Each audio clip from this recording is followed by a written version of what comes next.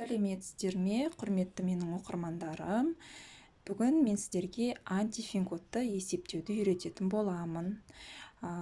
Антифин кодты есептеу үшін бірінші менің алдыңғы салған видеомды қарап алсаңыздар толықтай, бірінші финансовый код есептелгеннен кейін ғана антифин кодымызды есептей алатын боламыз.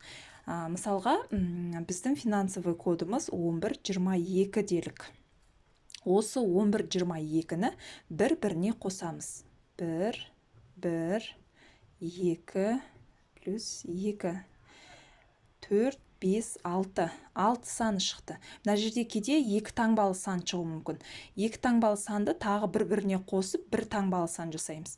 Және де осы 6-дан аламыз 1-ді. Кез келген осы жерде шыққан саннан 1-ді минусовать етіп отырасыз. Яғни 5 саны шығады.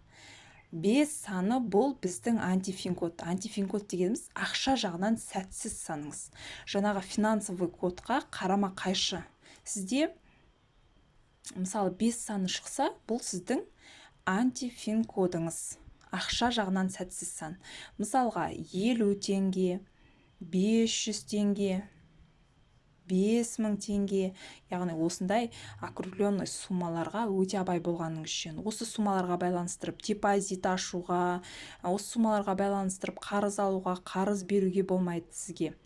Себебі сізде бұл антифин код. Депозит салып жинап бастасаңыз, мысалы 5000 теңгеден, бұл ақшаның берекесі болмайды, жиналмай кетуі мүмкін, басқа да себептермен шешіп алуыңыз мүмкін.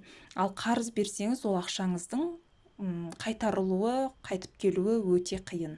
Сондықтан өзгертіп 4900 немесе 5100 деп өзгертіп қолданғаныңыз жөн. Назарларыңызға рахмет.